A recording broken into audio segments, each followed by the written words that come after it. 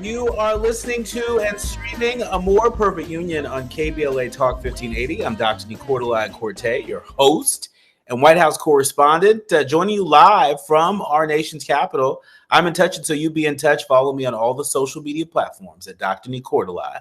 All you got to do is type in Dr. Nii-Q, D-R-N-I-I-Q, and there I am fresh for you to follow. Also, be sure to download the KBLA app to listen to us live or on demand, or simply, if you're really fancy, tell Alexa to play KBLA Talk 1580, and there we are.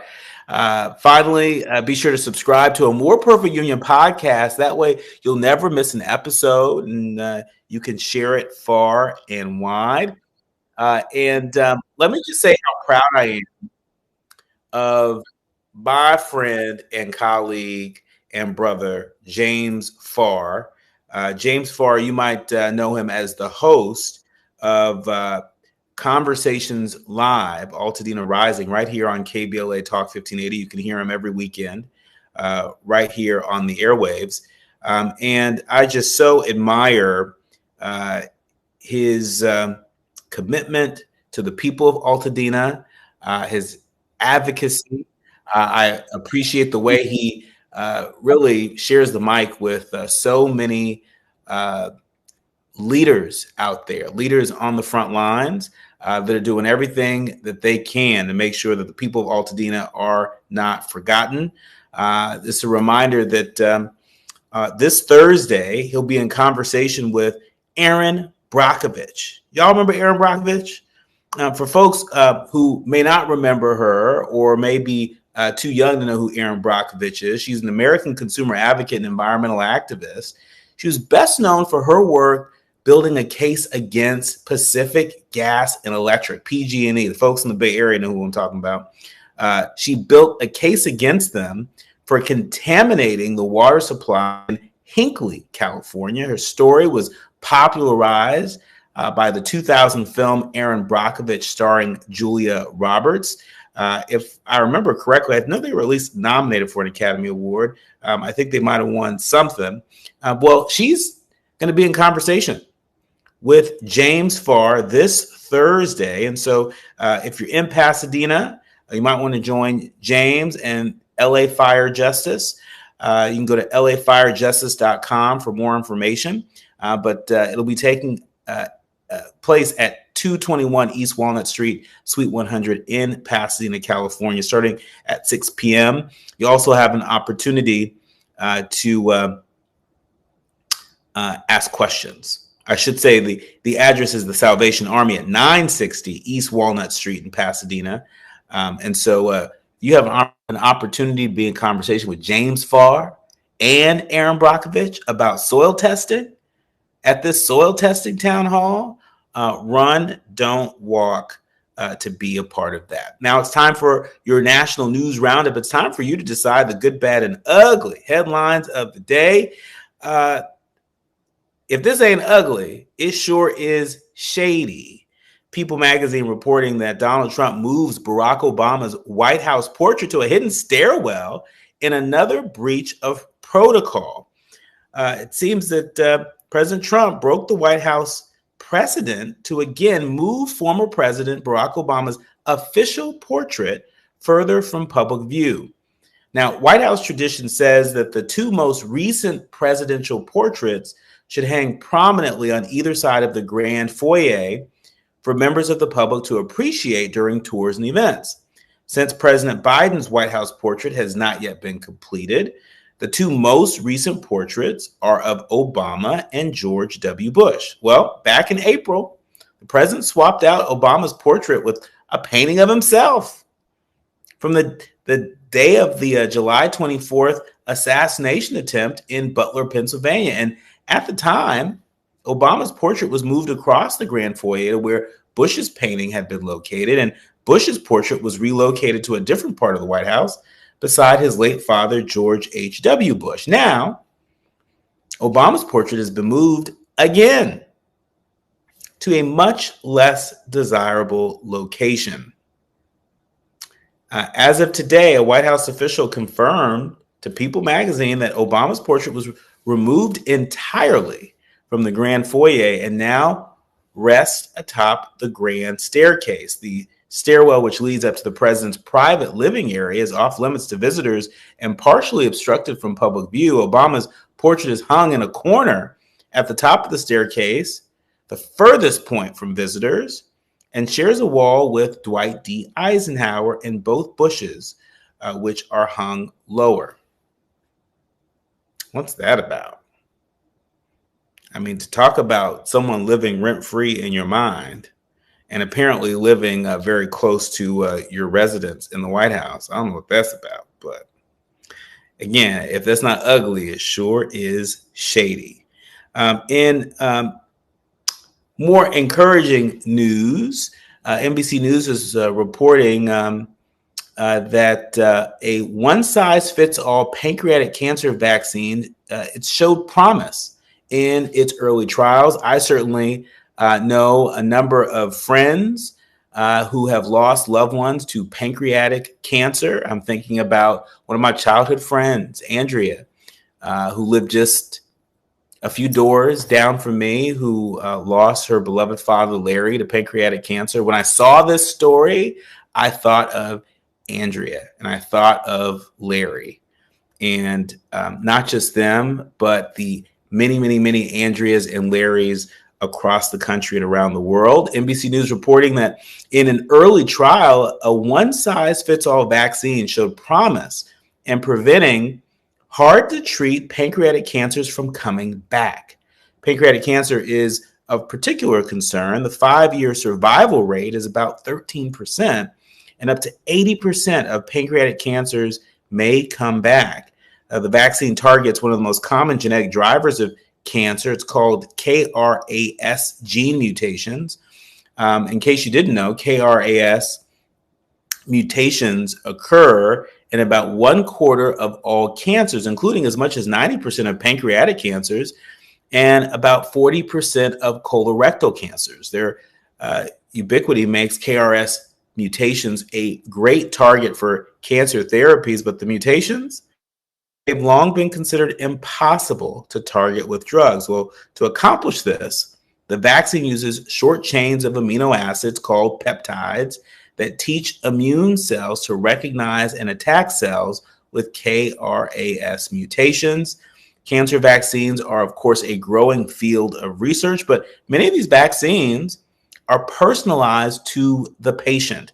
This means that their tumor must be sequenced for a specialized vaccine to be created. And the vaccine is, in this current study, doesn't need to be personalized, available off the shelf. That's huge. That is huge. And so for anybody out there that is invested in finding a cure for pancreatic cancer, therapies for pancreatic cancer, among other cancers, I hope this story brings you just a little bit of hope that maybe you didn't have before you joined. Finally, speaking of hope, at least for women voters, it sounds to me like the defense secretary may be trying to extinguish not just the hope, but the influence of women voters. NPR reporting that Defense Secretary Pete Hegseth reposts a video of pastors saying women shouldn't vote. Defense Secretary Pete Hegseth has reposted and he praised a video interview of a self-described Christian nationalist pastor whose church doesn't believe that women should be allowed to vote. Doug Wilson, a senior pastor of Christ Church in Idaho, said during an interview with CNN that, quotes, women are the kind of people that people come out of. That's what the pastor said. The wife and mother, who is the chief executive of the home, is entrusted with 3 or 4 or 5 eternal souls. That's what he said. In the CNN interview, Wilson also defended previous comments where he had said there was mutual affection between slaves and their masters. He also said that sodomy should be recriminalized. The Supreme Court invalidated sodomy laws in 2003. That's worth noting. And in his repost of the interview on X, Hegseth added, quotes, all of Christ for all of life. Chief Pentagon spokesman Sean Parnell told NPR that Hegseth is, quotes, a proud member of a church affiliated with the Congregation of Reformed Evangelical Churches. The secretary very much appreciates many of Mr. Wilson's writings and teachings. Yikes. That's our defense secretary, America.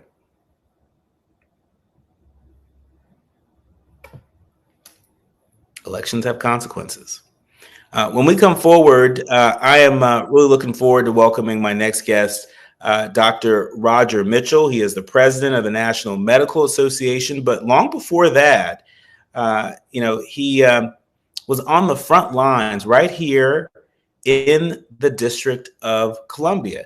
Many of you may not know this, but Mayor Bowser appointed Dr. Roger Mitchell as interim deputy mayor for public safety and justice back in August of 2020.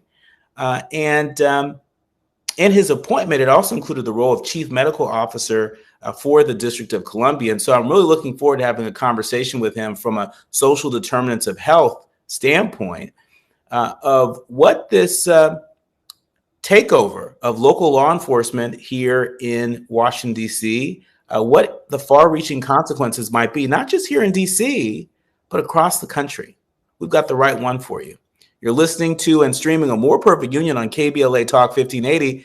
More with Dr. Roger Mitchell when we come forward.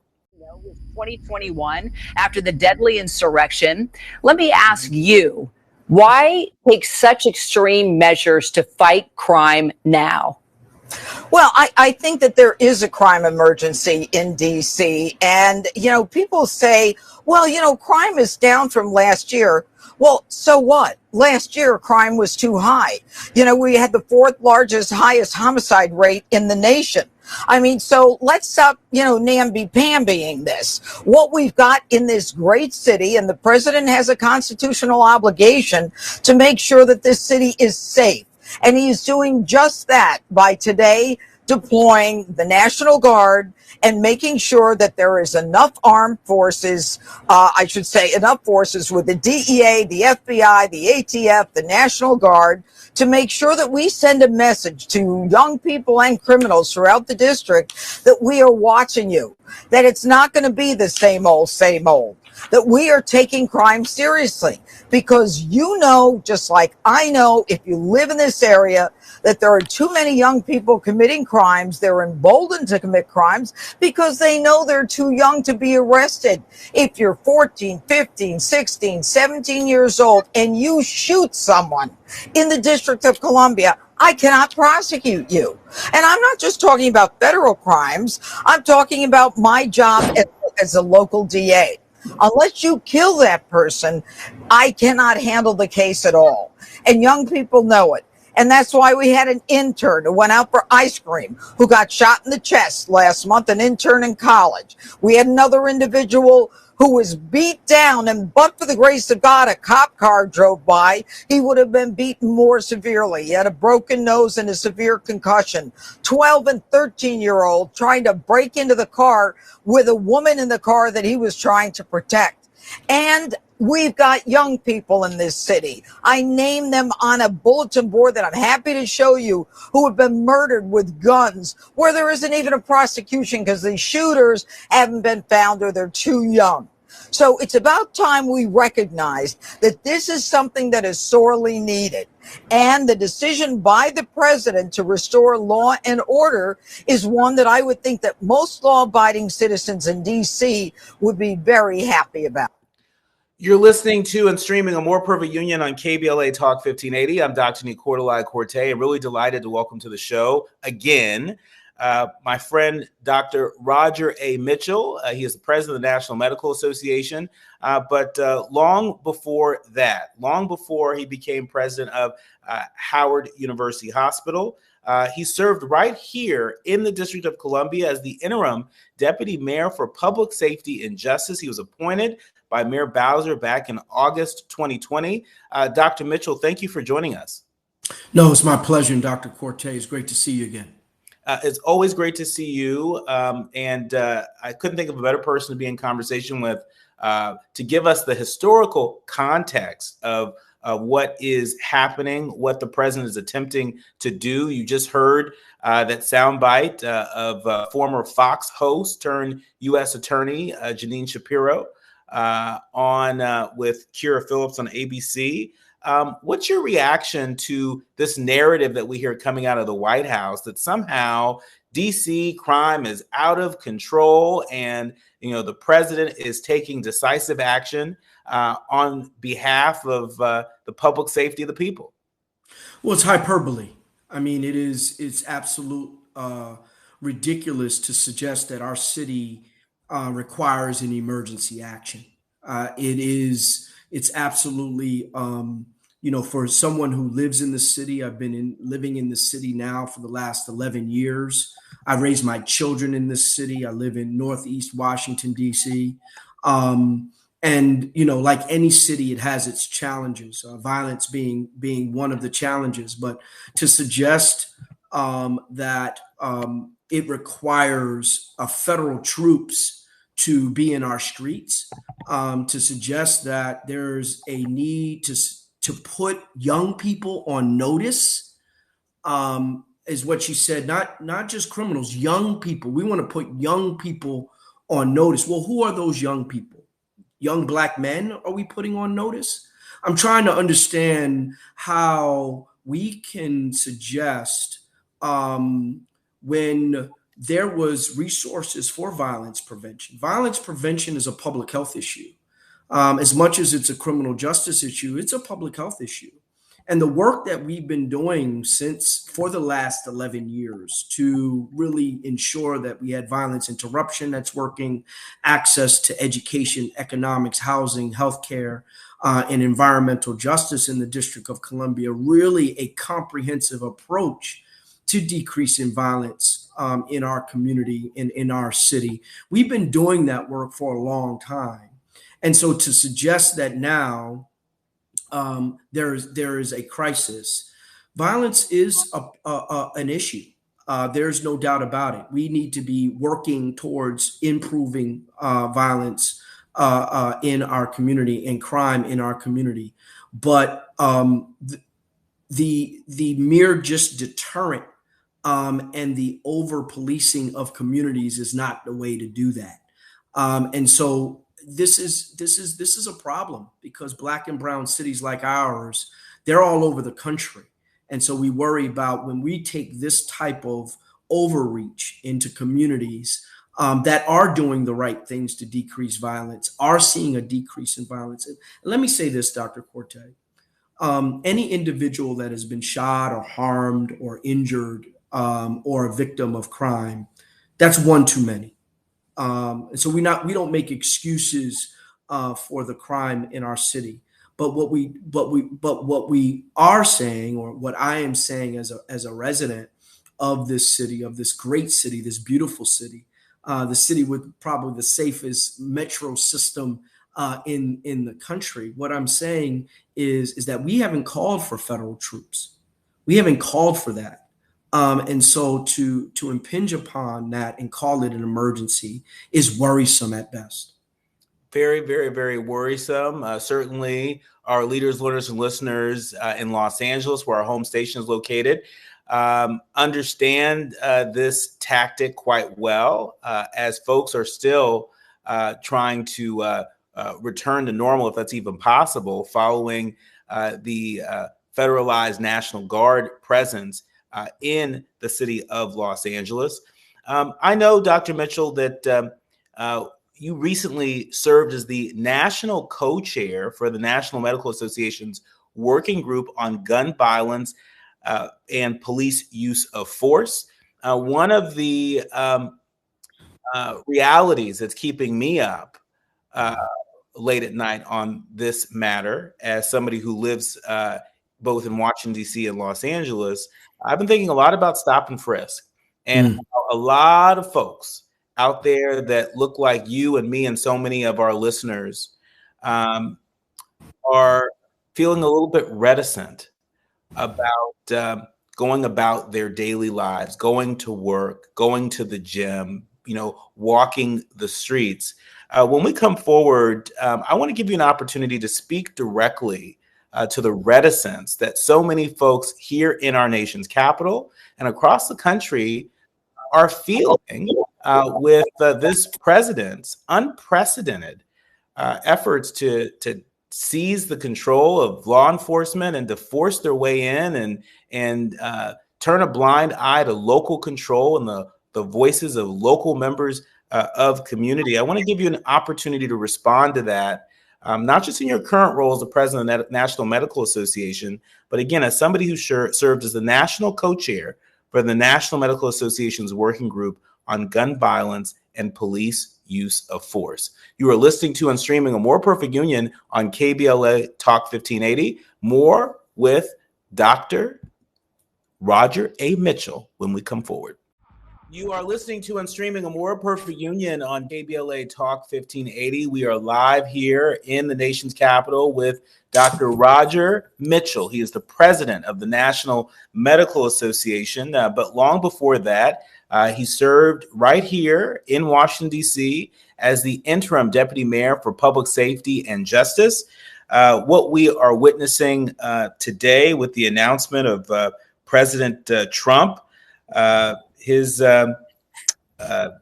executive order basically saying that he'll place the DC police under federal control. We have seen this tactic employed with the National Guard in the city of Los Angeles. And I'm sure we'll see it employed in so many other cities across the country. But Dr. Mitchell, before the break, I was asking you about stop and frisk. And it's my suspicion that if the president has his way, if he takes control of the DC police, of local law enforcement, that we may very well see an uptick in tactics like stop and frisk that we know disproportionately impact Black and brown people in this community and so many other communities across the country. As somebody who served on a task force that studied this, what's your take, and how should we navigate these days and weeks ahead? Well, again, this approaches towards improving a community, whether it's healthcare or whether it's public safety, needs to be time tested and associated with research, and it needs to be evidence based. And what we know the evidence shows us is that community policing has great outcomes. What does that mean, community policing? That means that the law enforcement officers that are in your community live in your community. They work in your community. They walk there in that community. They actually take their kids to the same pools as you would go to. You know them by their first names, and they know you by their first names. Community policing is impactful. It creates relationship. It creates relationship with people from a family level, and that's what we know works when you have programming that engages law enforcement in a way that does not bolster their ability to be the end of the spear in actual arrest, but bolsters their community engagement posture, which is extremely important in any policing atmosphere. But when you bring law enforcement that doesn't know community, right? Or you suggest that there is a military that actually can come into community and police community, that's when you actually stoke a fire. That's when you put more people at risk. When individuals that are coming in community and trying to police community don't look like the community that they're policing, and don't understand the culture, and don't engage community the way community requires that engagement, it leads to worse outcomes. And we know this to be true. This is not something that I'm just posturing about. We know that community, and that's the work that we've been doing over the last, many years, is to create a community policing model where trust between law enforcement, One of the worst things that can happen is a community to lose trust in its law enforcement, because the person that sees something is not going to say something to someone that they don't trust. And so you lose the ability to capture leads, to do the things that you need to do in order to bring justice to a family that may have suffered a loss or may have suffered from a crime. But when individuals come from outside, then the likelihood that you'll get individuals to support that outside force is a low likelihood. And this is very similar to the Medicaid piece. It is a very lazy way of doing the work. Cutting individuals out of Medicaid to decrease cost is like sending troops or sending law enforcement into communities to police those communities and suggesting that's going to decrease violence. It just doesn't work like that. There needs to be more investment. There needs to be more work in the social determinants of health, in where we live, love, work, play, and have our being. Those are where the solutions lies. That's why Baltimore is seeing historic low in violence. That's why we've seen in the District of Columbia 26% decrease and a 12% in homicide, is because of the constant work that's being done to serve community, to serve families. That's how you decrease violence in community and crime in community. I just want to put a finer point on that, because for folks who may not be paying attention to the facts and may be paying a bit more attention to the rhetoric that we're hearing out of the White House, from the highest office of the land, suggesting that DC is crime ridden, and the public safety hazard in this city has risen to a level where it's necessary for the federal government to take control of local law enforcement.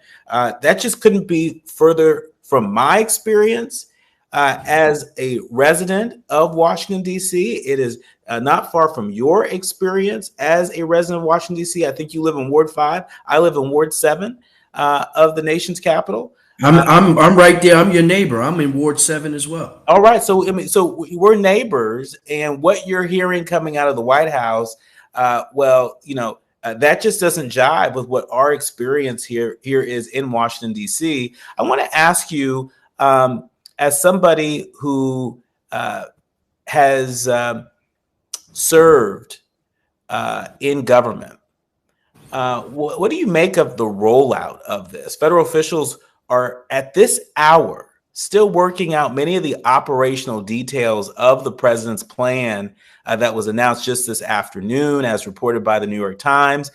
Even though a small group of agents have been conducting limited patrols over the weekend, what do you make of such a grand announcement that has sent such a chilling effect across DC and across the country, minus the details to actually implement it?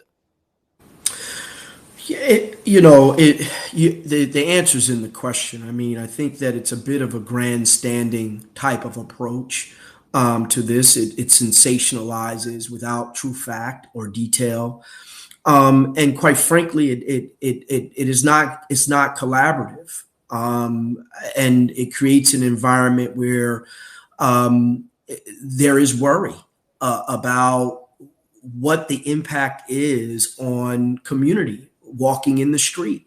What's the impact on my boys, right? I have two sons. One is 18 and one is 22. And I have a 22-year-old that walks to work every single day. He walks in a way that, and he teaches young kids, 6 years old and beyond. He goes to a rec center. What if someone jumps out on him, a law enforcement officer jumps out on him and asks him why he's walking? I mean, those days of having to show your freedom papers by walking down the street, those days are being tried. It's an attempt to bring back those days, right? Where the mere thought of law enforcement creates fear.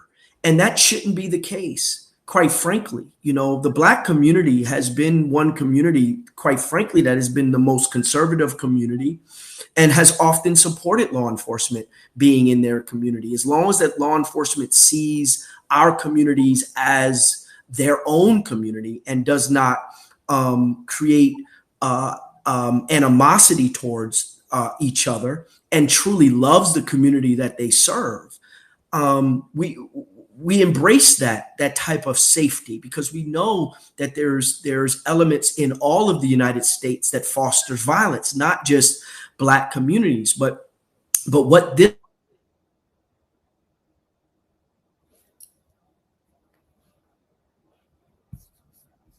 Dr. Mitchell, I think you might have gone on mute. I think so while Dr. Mitchell is getting off mute, in our remaining minutes, I want to ask you about another thing that's been reported again by the New York Times. They've said that the effort that the president envisions includes about 500 federal law enforcement officers drawn from a host of agencies that operate in Washington to be used for some version of patrol to support roles of local police. That figure includes roughly 120 FBI agents and about 50 deputy U.S. Marshals, as well as agents from the Drug Enforcement Administration and the Bureau of Alcohol, Tobacco, Firearms, and Explosives. If these folks are being taken away from the job that they're currently tasked with doing, to perform a local law enforcement function of some sorts, doesn't that fundamentally make the people of Washington, D.C. and the people of this country less safe? Well, I would say so, particularly if there's not the need, right? Because again, this is no one from the D.C. Leadership has called for this. It's not an overwhelming, there's not a surge in violence in community and we need more law enforcement. There's not a series of night after night protests in community and we need more law enforcement. I mean, that's when we would make those types of calls. It's not a January 6th type of environment where people are storming the Capitol and the Metropolitan Police Department can't and Capitol Police can't handle, people that are coming in to the Capitol, breaking windows and injuring law enforcement. We need that type of support. That's not what's happening here. And so you worry about the chilling effect of taking other law enforcement agencies and bringing them to the city, to do what? To go into Ward 7 and Ward 8, to walk down the streets with AK-47s, to suggest that communities where there is some level of increased violence, now we feel safer because there's a occupation of our community. That is the opposite of what we need in our city. It's the opposite of what leads to better public health outcomes when it comes to violence. And that's what's concerning for me, not just that this can happen in Washington, D.C., but it can happen in other major cities if there is, a single person that dies. And I'm not discounting the single person that dies. And it doesn't require a federalization of a community when an individual dies. It does not demand that. And that's what I worry about, that this is an overreach. And if it's going to happen to our city, and we're low-hanging fruit, we're not a state. We don't have a senator. We don't have a congressional vote. If I'm the Congress, if I'm the congressional seat delegate of Washington, D.C., I'm talking about the 51st state. I'm talking about this is why we need statehood.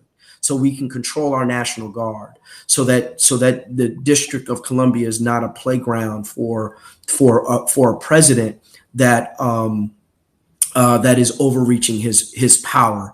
And so we worry about that, and we worry about it. I mean, I'm so worried about it, not only from a theoretical standpoint, but from a personal standpoint, because I have 3 children that live and work and play in this city, and I don't want to see them harmed because law enforcement is expanded in a way that doesn't take their lives into consideration.